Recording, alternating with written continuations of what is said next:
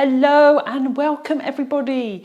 Welcome to my series of how to do Pilates and get moving without interrupting your day. So trying to make these movements a habit and linking them with common things that you do every day, such as putting the kettle on or cooking the dinner. So whilst you're putting the kettle on or whilst you're doing the dinner, commit to yourself that you're going to do these exercises and focus on one each week.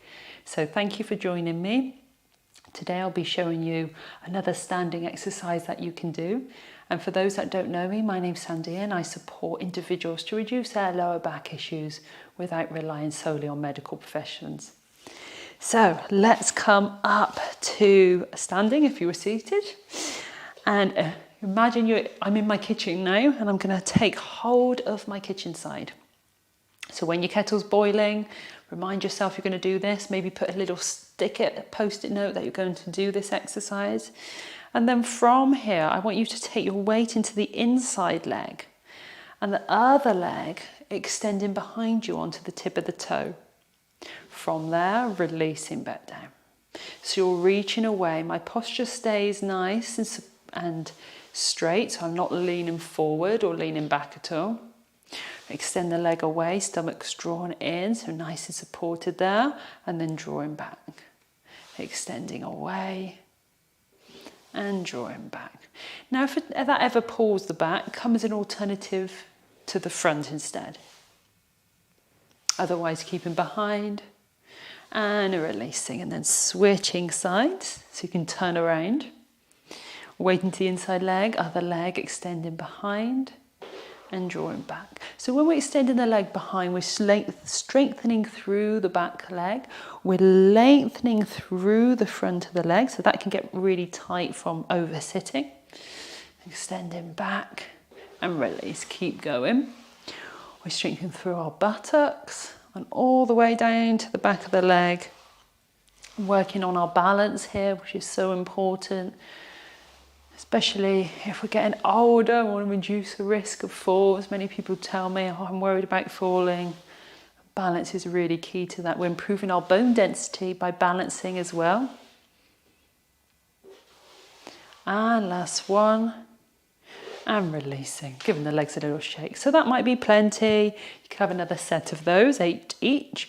If you want to work harder, weight into the inside leg, other leg behind. From there, stomach's drawn in. Keep the toe on the floor, hand to the hip, and then from there, lift and lower.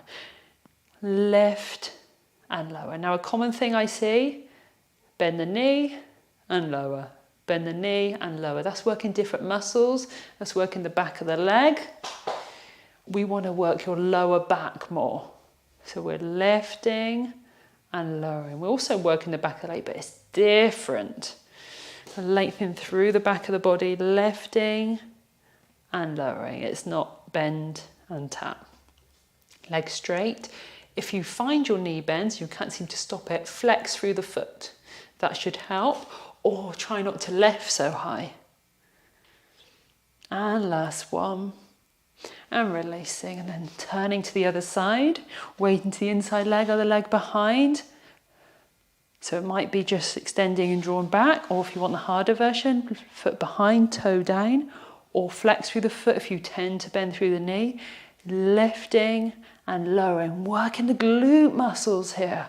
Lengthening through the front of the leg, lifting and lowering. Make sure you're not leaning in or leaning out at all. Keeping the posture nice and high. Keep going. You're not folding forward. Lengthening through the hip flexor, which is the muscle which bends the knee, bends at the hip. Lifting and lowering. Lifting and lowering. And lifting and lowering, and release, and giving a little tap out. Well done. So let me know if you've been doing this. If you're going to commit for another week, every time the kettle boils or every time you cook, you're going to do this exercise, and please let me know how you got on. Drop it in the comments below. Thank you so much. Take care. Bye-bye.